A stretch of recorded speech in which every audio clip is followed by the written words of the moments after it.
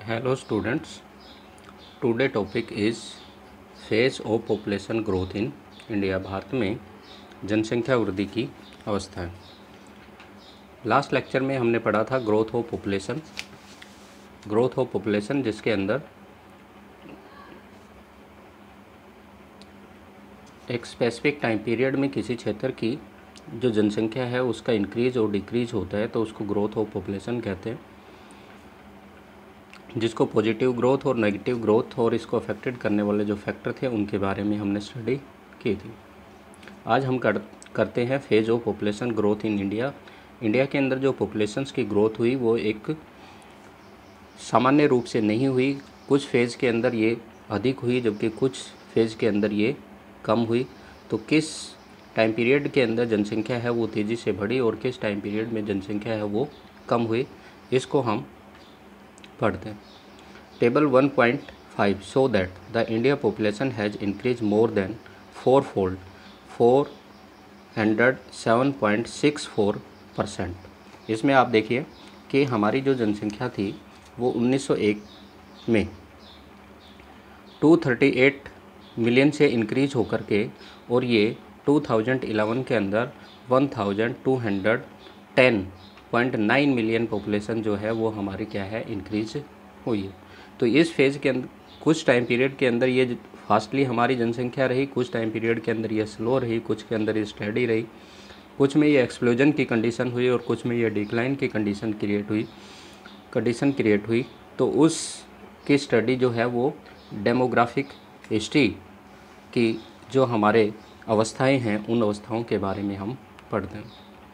जैसा कि इसमें दिया गया है from 1901 to 2011 it increase from 238.40 million in 1901 to 1210.1 million in 2011. It means that 971.7 million persons were added in India population during the course 110 year। 110 साल के अंदर भारत के अंदर 971.7 मिलियन जनसंख्या है वो इंक्रीज हुई।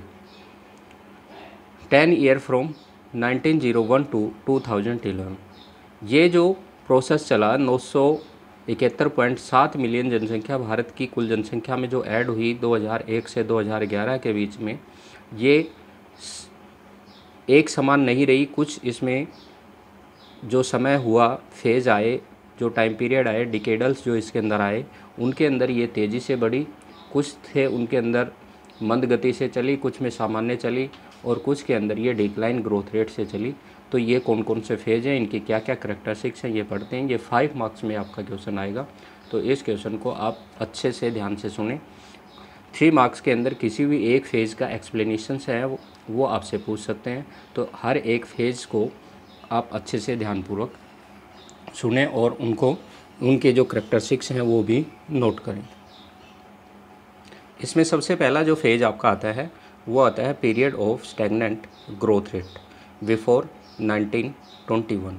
1921 से पहले का जो हमारा टाइम पीरियड था इंडियन डेमोग्राफिक हिस्ट्री का, इस टाइम पीरियड के अंदर भारत की जनसंख्या जो थी वो धीमी वृद्धि की अवस्था थी, यानी कि मंद गति से, धीमी गति से भारत के अंदर जनसंख्या बढ़ रही थी। इसका कारण क्या था कि इस टाइम पीरियड से पहले इंडिया में डिफरेंट टाइप्स की जो नेचुरल डिजीज़ होती थी, प्राकृतिक जो बीमारियां होती थी, एपिडेमिक इफेक्ट होते थे, महामारियां जो फैलती थी वो तेज़ी से फैल जाती थी और उनके ट्रीटमेंट के लिए, उनके उपचार के लिए इंडिया में किसी भी टाइप की मेडिकल फैसिलिटी अवेलेबल नहीं थी, जिसके कारण से लार्ज स्केल्स के अंदर डेथ रेट इंक्रीज हो जाती थी, मृत्यु दर तेज़ी से बढ़ जाती थी। साथ ही इस टाइम पीरियड के अंदर लिटरेसी रेट पुअर थी, जिसके कारण से फैमिली प्लानिंग की किसी भी प्रकार की कोई टेक्निक यहाँ के जो सिटीजन्स थे वो अडोप्ट नहीं कर पाते थे, जिसके कारण से लार्ज फैमिली को ही इम्पोर्टेंस दी जाती थी। बड़े परिवार को ही ये लोग अपनी एक संपत्ति मानते थे, अपना एसेट मानते थे, जिसके कारण से बड़े परिवार को महत्व दिया जाता था और यहाँ जनसंख्या जो है वो अधिक हो जाती थी। लेकिन किसी वार की कंडीशंस के कारण से, युद्ध की कंडीशंस के कारण से, या एपिडेमिक इफेक्ट या डिजीज़ नेचुरल जो डिजास्टर होते थे उनके कारण से डेथ रेट भी इस फेज़ के अंदर सबसे अधिक हो जाती थी। इसलिए बर्थ रेट और डेथ रेट इस फेज़ के अंदर सबसे अधिक होते थे, और मोर्टेलिटी रेट और फर्टिलिटी रेट थी वो लगभग इसमें क्या हो जाती थी, हाई होकर के इक्वल हो जाती थी, जिसके कारण से यहाँ पर जनसंख्या थी वो मंद गति से बढ़ रही थी। मीन्स जितने लोग जन्म लेते थे उतने ही किसी न किसी अन्य प्रभाव में आकर के, जैसे महामारी के प्रभाव में आकर के, या युद्ध की स्थिति के कारण से, या किसी बाढ़ या सूखे या अकाल या भूकंप के कारण से उनकी डेथ हो जाती थी। तो जितने जन्म अधिक होते थे उतनी ही अधिक मृत्यु हो जाती थी, और ये एक धीमी जनसंख्या वृद्धि की अवस्था थी। साथ ही इस टाइम पीरियड के अंदर 1914 से 18 के बीच के अंदर हमारा फर्स्ट वर्ल्ड वार हुआ, जिसके कारण से बहुत से भारतीय जो सोल्जर्स थे वो शहीद हुए, और साथ ही 1920 के आसपास जो है इस टाइम पीरियड के अंदर जो है वो हमारी आर्थिक मंदी की अवस्था भी उत्पन्न हुई, जिसके कारण से बड़े पैमाने पर मृत्यु उत्पन्न हुई। महामारियां फैली, जैसे कि इसमें जो इन्फ्लुएंजा, चेचक, प्लेग, हैजा जैसी बीमारियां हैं, उनके कारण से भी केवल 1918 में, एक ही वर्ष के अंदर 1918 के अंदर 120 लाख लोगों की मृत्यु इसमें हो गई थी। तो ये पीरियड था। इसकी मेन जो करैक्टरिस्टिक्स थी वो आपको ध्यान में रखनी है।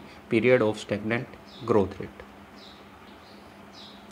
बुक में जैसे देखिए आप, period of stagnant growth rate before 1921, during most of the 19th century India witnessed sporadic, irregular and slow growth of population which drifted into the 20th century until 1921।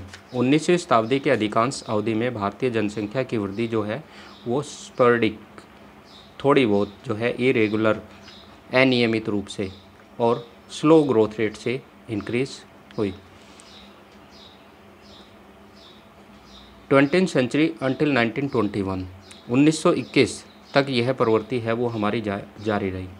Since then the population of India has been increase constantly, उसके बाद भारत की जनसंख्या में निरंतर वृद्धि होती रही। However census of 1921 is an exception of the reported a slight decline 0.03। Bharat के जनांकी के इतिहास के अंदर 1921 का जो वर्ष था वो एक अलग ही वर्ष के रूप में जाना जाता है, क्योंकि इस डिकेड के अंदर 1911 और 1921 के डिकेड के अंदर भारत की जनसंख्या डिक्लाइन हुई थी 0.03%। इसलिए इसको हम जो हैं वो डेमोग्राफिक डिवाइड फेज़ के नाम से भी जानते हैं। तो ये आपको ध्यान में रखना है कि जो हमारा फर्स्ट फेज है period of stagnant growth rate, इसको हम किस नाम से जानते हैं, demographic divide year. It is because of the decline in the place of rise in population, means जनसंख्या बढ़ने के स्थान पर जनसंख्या क्या हुई थी, इसमें कम हुई थी। इसका रीज़न मैं बताऊंगा आपको भी। In the year 1920 is called demographic divide year. In the demographic history of India, तो इस फेज को ध्यान रखना, 1 मार्क्स के अंदर ये आपसे पूछ सकते हैं। This was due to the large number of death, क्योंकि इसका मेन कारण क्या था कि large number of death, Bharat के अंदर बड़े पैमाने पर डेथ हो गई थी। मीन्स बर्थ रेट, इसमें बर्थ रेट के कंपैरिजन में डेथ रेट हाई हो गया था, जिसके कारण से इंडिया के डेमोग्राफिक डिवाइड ईयर में पॉपुलेशन है वो डिक्लाइन हुई। Caused by the several fatal disease such as influenza, plague, small pox, cholera etcetera. जो ये महामारियां फैली, इन महामारियों के कारण से बड़े पैमाने पर डेथ हुई। Influenza alone claimed about 12 million lived in 1918। 1918 के अंदर अकेले इन्फ्लुएंजा से 12 मिलियन डेथ हो गई थी, जो है वो जीवन हमारा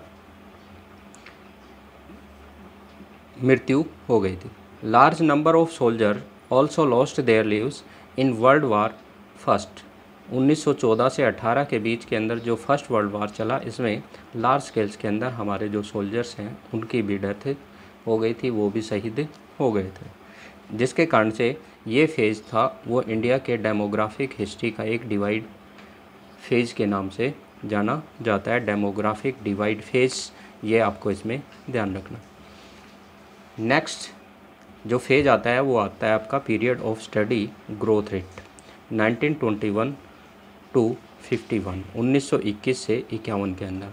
इसके अंदर भारत में जनसंख्या है वो मंद गति से धीरे धीरे है वो बढ़ने लगी। इसका रीज़न ये था कि इस टाइम पीरियड के अंदर जो एपिडेमिक इफ़ेक्ट होते थे उनको कंट्रोल किया गया, हेल्थ फैसिलिटी को इम्प्रूव किया गया, ट्रांसपोर्ट सिस्टम इंक्रीज किया गया, लिटरेसी रेट स्लो रेट से इंक्रीज हुई, जिसके कारण से जो हाइजीनिक प्रोसेस है उनके बारे में लोगों को जानकारी उपलब्ध हुई, एग्रीकल्चर डेवलपमेंट के प्रोसेस को इंक्रीज़ किया गया, जिसके कारण से लोगों को फूड ग्रेन वगैरह रिसीव होने लगा, फूड सप्लाई होने लगी, ट्रांसपोर्ट सिस्टम इंक्रीज होने से फूड सप्लाई को मेंटेन किया गया, उसको सुचारू रूप से लागू किया गया, जिसके कारण से इस फेज़ के अंदर जो डेथ रेट है वो स्लो रेट से डिक्लाइन हुई, बट बर्थ रेट जो है वो हाई रहा। During 1921 to 51, the population of India increased from 251 million to 361 million। 251 से 361 मिलियन जो है वो जनसंख्या बढ़ी, यानी कि लगभग 110 मिलियन इन 30 वर्षों के अंदर जनसंख्या इंडिया की इंक्रीज हुई। This duration of 30 year has दस रजिस्टर्ड द ग्रोथ रेट 47.3%। जो डिकेडल ग्रोथ रेट रही वो 47.3% इस फेज़ के अंदर इंडिया की ग्रोथ रेट रही। Therefore this period is called the period of steady growth rate. इसलिए इसको हम स्टेडी ग्रोथ रेट के नाम से जानते हैं, क्योंकि उसमें पॉपुलेशन डिक्लाइन हुई थी फर्स्ट फेज़ के अंदर। सेकेंड फेज़ जो है इसके अंदर पॉपुलेशन जो है वो इंक्रीज़ हुई है, इसलिए इसको हम क्या नाम देते हैं, steady growth rate. It was due to the development of medical facility. ये इसकी मेन करैक्टरिस्टिक्स हैं, इनको आप अंडरलाइन करके नोटबुक में नोट कर लेना। It was due to the development in medical facility which reduce death cause by the epidemic like plague, cholera, malaria. Malaria, plague और कोलेरा से होने वाली जो डेथ थी इनको कंट्रोल किया गया, इनके को कम किया गया। Death due to famines decline the sanitations and medical facility improved. Famine के कारण से जो होने वाली डेथ थी उसको कंट्रोल किया गया, क्योंकि मेडिकल फैसिलिटी है वो इम्प्रूव हो गई थी, जिसके कारण से कहीं पर भी कोई भी एपिडेमिक इफेक्ट होता था, कोई महामारियाँ फैलती थी, तो वहाँ पर जो मेडिकल फैसिलिटी प्रोवाइड करके उनके इफ़ेक्ट को रिड्यूस किया जाता था। Development means of transport were able to meet the exigencies of food shortage. Transport system improve होने से जो भोजन की खाद्यान्न की जो कमी थी उस खाद्यान्न की कमी को पूरा किया गया, और इस प्रकार की जो समस्याएं उत्पन्न होती थी तो उनको समाप्त किया गया। The agriculture economic showed the substantial improvement. खाद्यान्नों की कमी को पूरा करने के लिए कृषि व्यवस्था में, कृषि की अर्थव्यवस्था थी जो एग्रीकल्चर इकोनॉमिक थी, इसके अंदर इम्प्रूवमेंट किया गया, मीन्स एग्रीकल्चर डेवलपमेंट की तरफ ध्यान दिया गया, जिससे कि लोगों को फूड की प्रॉपर सप्लाई हो सके। Consequently crude death rate decline. इसके अंदर डेथ रेट जो है वो डिक्लाइन हुआ, but crude birth rate remain high. परंतु जो बर्थ रेट था वो ऊंचा बना रहा, जिसके कारण से इस फेज़ को हम नाम देते हैं, it is called mortality induced growth. Means death rate को रिड्यूस करके पॉपुलेशंस को इंक्रीज़ किया गया, तो इसलिए इसको हम क्या कहते हैं, मोर्टेलिटी इंड्यूस ग्रोथ रेट, अर्थात मृत्यु प्रेरित वृद्धि दर। मृत्यु को कम करके और जनसंख्या को बढ़ाया गया, तो इसको हम मोर्टेलिटी इंड्यूस फेज़ के नाम से भी जानते हैं। ये 1 मार्क्स के अंदर आपसे पूछ सकते हैं, तो इसको आपको ध्यान में रखना है। इसके बाद आता है आपका next phase, period of rapid growth rate 1951। Table 1.3 show that the populations of the country increase from 361.1 million two million in 1951। Bharat की जो जनसंख्या 1951 में थी वो 361.1 मिलियन थी, जो 1981 में बढ़कर के 683.3 मिलियन हो गई। This means that the population of India almost double in the short span of 30 year. 30 वर्षों के अंदर ही भारत की जनसंख्या है वो लगभग क्या हो गई, डबल हो गई। जो 361 थी उससे बढ़कर के 683 पहुंच गई। From 1951 to 1981 the growth rate during this period has been the high. Indian demographic history की सबसे हाईएस्ट ग्रोथ रेट थी वो आपकी रैपिड पॉपुलेशन ग्रोथ फेज के अंदर आई 89.36। The average growth rate was about 2.2। Annual जो ग्रोथ रेट थी, एवरेज जो ग्रोथ रेट थी वो 2.2% पर एनम थी। This unprecedented growth rate was due to the accelerated development activities, कि भारत के अंदर तेज़ी से बढ़ती हुई जो आर्थिक विकास की अवस्थाएं थी उनके कारण से ये ग्रोथ रेट इंक्रीज हुई, क्योंकि इंडिया इस फेज़ के अंदर इंडिपेंडेंट हो गया था, स्वतंत्र हो गया था और इंडियन गवर्नमेंट ने पॉपुलेशंस को डिफरेंट टाइप्स की फैसिलिटी प्रोवाइड करवाई। एग्रीकल्चर डेवलपमेंट किया गया, इंडस्ट्रियलाइजेशन अर्बनाइजेशंस को इम्पोर्टेंस दी गई, ट्रांसपोर्ट कम्युनिकेशन सिस्टम इम्प्रूव किया गया, हेल्थ फैसिलिटी को इंक्रीज़ किया गया, लिटरेसी रेट इंक्रीज हुई, जिसके कारण से जो डेथ रेट थी वो फास्टली तेज़ी से डिक्लाइन हुई। इसमें डेथ रेट है वो बहुत ही तेज़ी से घटी, क्योंकि जो एपिडेमिक इफेक्ट होते थे, नेचुरल डिजास्टर्स होते थे, फूड सिक्योरिटी थी, इन सब प्रॉब्लम को इंडियन गवर्नमेंट ने सॉर्ट आउट कर दिया था, इनको समाप्त कर दिया गया था, जिसके कारण से इस फेज़ के अंदर पॉपुलेशंस की जो लाइफ एक्सपेक्टेंसी थी, जीवन प्रत्याशा थी, उसमें तेज़ी से सुधार हुआ।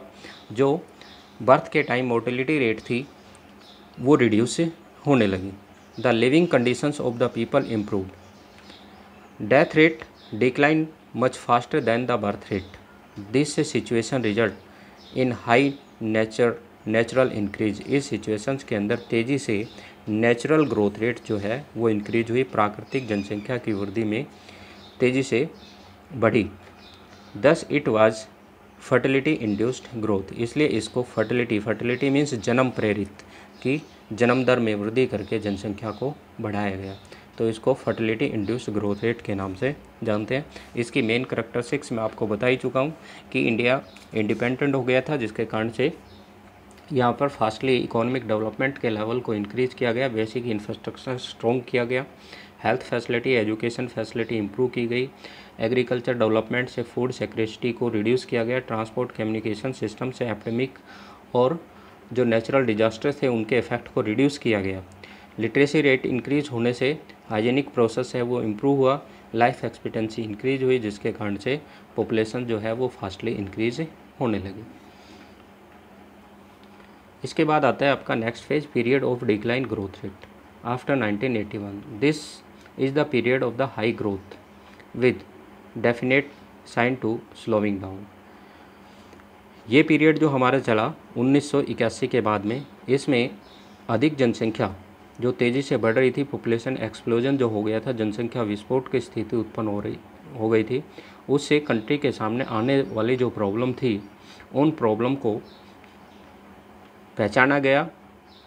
क्योंकि जनसंख्या तेज़ी से बढ़ रही थी, इसलिए उसके भोजन की समस्या, उनके आवास की समस्या, उनके रोजगार की समस्या, उनके अन्य सार्वजनिक सुविधाओं की जो समस्याएं थी वो उत्पन्न हो रही थी, और भारत का जो बेसिक इंफ्रास्ट्रक्चर था उन पर फास्टली हाई पॉपुलेशंस का प्रेशर इंक्रीज हो रहा था, जिसके कारण से पॉपुलेशंस को कंट्रोल करने के लिए और पॉपुलेशंस को डिक्लाइन करने के लिए सेंट्रल गवर्नमेंट ने कुछ प्रोसेस किए, जिसके कारण से इसमें पॉपुलेशंस की ग्रोथ रेट है वो धीरे धीरे मंद होने लगी, घटने लगी। इसलिए इसको हम घटती वृद्धि की अवस्था के नाम से भी जानते हैं, rapid of decline growth rate, घटती जनसंख्या वृद्धि की अवस्था के नाम से इसको जानते हैं। This is the period of the high growth rate, definite sign of the slow down, although the rate of the growth was still very high. Starting के अंदर ये तेज़ रही। In the started decline after 1981, 81 के बाद ये धीरे धीरे जो है वो घटने लगी। The highest ever growth rate 2.48% was recorded in 1971। जो इंडिया के डेमोग्राफिक हिस्ट्री का सबसे तेज़ एनुअल जो ग्रोथ रेट रिकॉर्ड किया गया वो 1971 के अंदर रिकॉर्ड किया गया। इसके बाद ये धीरे धीरे कम होने लगा and come down to 246 in 1981, decline to 238% in 1991, to 2.15% 2001 and further 1.76% 2011। 1981 में ये घट करके 2.46% रहा, 91 में ये घट करके 2.38% रहा, 2001 में घट करके 2.15% रहा और 2011 में घट करके ये 1.76% रहा। तो ये आपको ध्यान में रखना है कि इंडिया की जो एनुअल ग्रोथ रेट है वो 1.76% है।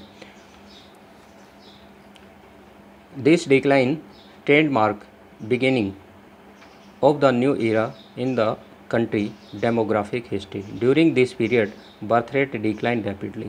इसके अंदर जो बर्थ रेट थी वो डिक्लाइन होने लगी, तेज़ी से घटने लगी। इसका कारण ये था कि लिटरेसी रेट इंक्रीज हो गई थी, हेल्थ फैसिलिटी इम्प्रूव हो गई थी, लार्ज फैमिली के डिसएडवांटेज पॉपुलेशंस के सामने आने लगे, बड़े परिवार के जो समस्याएं थी वो उत्पन्न होने लगी, जिसके कारण से जनसंख्या है वो धीरे धीरे घटने लगी। लोग जो हैं वो स्मॉल फैमिली को इम्पोर्टेंस देने लगे, जिसके कारण से जनसंख्या में कमी आई। फ्रॉम 34% पर थाउजेंड इन 1981, जो हमारी बर्थ रेट 34% पर थाउजेंड 1981 के अंदर थी, वो 1999 में घट करके 26% तक आ गई। यानी कि 1000 पर 26 जो बर्थ रेट थी, बच्चे जन्म ले रहे थे, वहाँ तक ये आ गई। Decline trend of the death rate continue but at slower rate, जबकि जो हमारी डेथ रेट का जो डिक्लाइन रेशो था वो लगातार घटता जा रहा था, मीन्स लाइफ एक्सपेक्टेंसी इंक्रीज हो रही थी। The difference between the birth rate and death rate narrow, जो बर्थ रेट और डेथ रेट था वो घट करके बहुत ही कम हो गया था। दस decline trend is positive indicator of the official efforts of the birth control.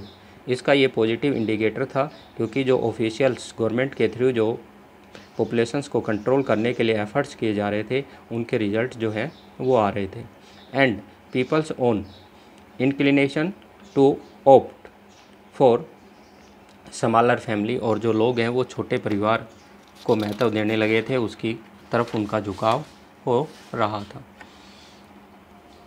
इन चारों फेज को अच्छे से पढ़ना है। हर एक फेज की 5-5 करैक्टरिस्टिक्स आपको नोटबुक में लिखनी है, जिससे कि किसी भी टाइप से इस फेज से क्वेश्चंस पूछा जाए तो आप उनको ईजिली से उनका आंसर दे सकें। इसके बाद आते हैं regional variation in populations growth. Populations growth जो है, इसमें जो हमारा एनुअल ग्रोथ रेट 2001 के अंदर हम पढ़ रहे थे कि 2011 के अंदर हमने पढ़ा था 1.76% था एनुअल था, और 17.6% जो था वो आपका डिकेडल था। तो ये सभी स्टेट के अंदर इक्वल नहीं है। कुछ स्टेट के अंदर जो पॉपुलेशंस का ग्रोथ रेट है वो हाई है, जबकि कुछ स्टेट जो हैं उनमें पॉपुलेशंस ग्रोथ रेट है वो मॉडरेट है, जबकि कुछ हैं उनके अंदर ये बहुत ही कम ग्रोथ रेट जा रही है। नागालैंड ऐसा हमारा स्टेट है इंडिया का जिसके अंदर पॉपुलेशंस की ग्रोथ रेट जो है वो नेगेटिव भी जा रही है। इसका रीज़न ये है कि नागालैंड से लार्ज स्केल्स के अंदर पीपल जो हैं वो आउट माइग्रेट हो रहे हैं। इनको हम अलग अलग ग्रुप में डिवाइड करके, जैसे कि पॉपुलेशंस के डिस्ट्रीब्यूशंस और डेंसिटी को हमने अलग अलग ग्रुप के अंदर डिवाइड किया था, ऐसे ही इनको भी हम अलग अलग ग्रुप के अंदर डिवाइड करके और उनका एक्सप्लेनेशन करेंगे। The average populations growth rate 17.64% during 2001 और 11। ये ध्यान में रखना है, 1 मार्क्स के क्वेश्चन में पूछ सकते हैं कि 2001 और 11 के अंदर जो हमारी एवरेज पॉपुलेशन ग्रोथ रेट थी, डिकेडल ग्रोथ रेट थी, वो कितनी थी। Does not give to picture as there the spatial difference in the growth rate. Spatial means जो क्षेत्रीय स्तर है, उस क्षेत्रीय स्तर पर ये हमारे को एक स्पष्ट चित्रण नहीं करता है, उसकी स्पष्ट जानकारी नहीं देता है। There can be different reasons for differential growth rate in different part of the India. A study of table 1.7, इसके अंदर हम आगे टेबल दी गई है, उसकी स्टडी करना है। Figure 1.7 give the idea of regional variation in population growth. Exactly half of the 20 most populated state, each with the population of 10 million or more, have added leisure persons in the decades 2001 or 2011 compared to the decade 1991-2001। Bharat के 20 अधिक जनसंख्या वाले जो राज्य हैं, जिनमें जनसंख्या है वो 10 मिलियन से अधिक है, उन राज्यों के अंदर 2001 और 2011 के कंपेयर्ड के अंदर 1991 और 2001 के कंपेयर्ड में 2011 के अंदर जनसंख्या है वो कम हुई है, यानी कि यहाँ पर जो ग्रोथ रेट है वो डिक्लाइन हुई है। 10 state added the some number of the person during 2001 और 11 as they did in the previous decade. India would have added another 9.7 million more person during this decade. The phenomena of the low growth has spread beyond the boundaries of the southern state during 2001 or 2011, where the additions of the Andhra Pradesh, Tamil Nadu, Karnataka in the south, Himachal Pradesh, Punjab in the north, West Bengal, Odisha in the east, Maharashtra in the west have registered growth rate between 11 to 16% 2001 और 11, जिनके अंदर जो 2001 से पहले जनसंख्या अधिक थी, तेज़ी से बढ़ रही थी 1991 से 2001 में, उन स्टेट के अंदर 2001 और 11 के अंदर ग्रोथ रेट है वो डिक्लाइन हुई है, और इनकी जो ग्रोथ रेट है वो 11 से 16% पर एनम के बीच में आकर के रुक गई है। Among the smaller state and union territory, Dadra and Nagar Haveli and Daman and Diu registered in the highest growth rate. ये आपको ध्यान में रखना है कि यूनियन टेरिटरी के अंदर सबसे अधिक जो ग्रोथ रेट है वो 55.5% जो है वो आपकी आ जाती है दादर एंड नगर हवेली, और दूसरा दमन व दीव जो आता है उसके अंदर आपकी आ जाती है 53.54% respectively. In the contrast, Lakshadweep, Andaman Nicobar island and Goa have registered low growth rate, जबकि लक्षद्वीप, अंडमान निकोबार और गोवा के अंदर ग्रोथ रेट है वो कम है। Remaining in the single digit only, इनके अंदर जो है ग्रोथ रेट है वो घट कर के केवल सिंगल डिजिट के अंदर आ गई है। सबसे इम्पोर्टेंट बात जो आती है वो आती है आपकी नागालैंड की। A glaring down trend in the growth has been observed in the Nagaland where there had been the step fall in growth rate from 64.53% in 1991-2001 1991 और 2000 के डिकेड के अंदर नागालैंड की ग्रोथ रेट 64.5% थी, जो 2001 और 11 के डिकेड में घट कर के माइनस यानी कि negative growth rate of the 0.47% हो गई।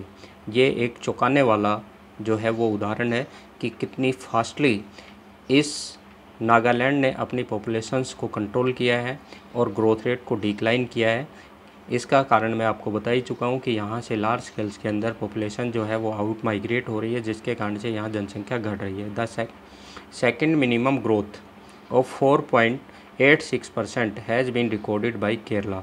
जो स्टेट हैं उन स्टेट के अंदर सबसे कम सेकंड पोजीशन पर जो ग्रोथ रेट है वो आपकी आती है 4.86% और फर्स्ट पोजीशन पर आपका आता है नागालैंड, जिसकी ग्रोथ रेट है वो नेगेटिव में जा रही है। This state has reach high levels of the demographic transition and can be easily. इन राज्यों का जो कंपेयर है वो with the advance country of the Europe and America से इसका कंपेयर किया जाता है, जिन्होंने अपनी पॉपुलेशंस को कंट्रोल कर लिया है। Some of the more populous state have registered very high. इसके अलावा कुछ जो राज्य हैं जिनमें जनसंख्या है वो तेज़ी से भी बढ़ रही है। तो इसमें जो ऊपर का पॉइंट है वो बता रहे थे compared with the advance country of the Europe and America. जो हमारे दो स्टेट हैं, एक आपका आ जाता है केरला और दूसरा आ जाता है आपका नागालैंड। इनकी जो तुलना है वो डेवलप्ड नेशन यूरोप और अमेरिका कॉन्टिनेंट के हैं, उनसे कंपेयर की जाती है, क्योंकि उन्होंने भी अपनी पॉपुलेशंस को कंट्रोल कर लिया है।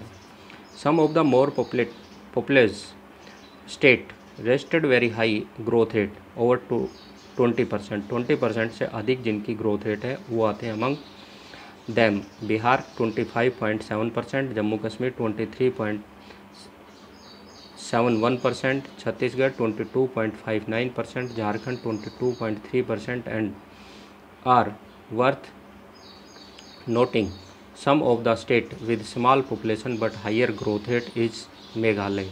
मेघालय में जनसंख्या कम है लेकिन ग्रोथ रेट सबसे अधिक 27.82%, ये आपको ध्यान में रखना है। इंडिया की सबसे हाईएस्ट ग्रोथ रेट जो पॉपुलेशंस की ग्रोथ रेट है वो मेघालय की 27.82% एंड सेकंड पोजीशन पर आता है आपका अरुणाचल प्रदेश 25.92%।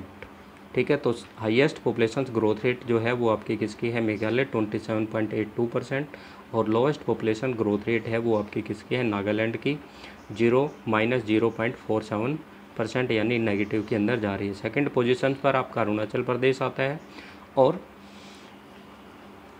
लोवेस्ट में सेकंड पोजीशन पर जो है वो आपका केरला आता है। तो इनको ध्यान में रखना है। अब इनको हम high population growth rate, medium population growth rate और स्लो पॉपुलेशन ग्रोथ रेट के अकॉर्डिंग इनको 3 ग्रुप में डिवाइड करके इसका स्पेशियल वेरिएशंस की स्टडी करते हैं। तो ये जो पॉइंट है इनको आप अच्छे से ध्यान में रखना है कि जो हमारी हाई ग्रोथ रेट है, मीडियम ग्रोथ रेट है और स्लो ग्रोथ रेट है, इन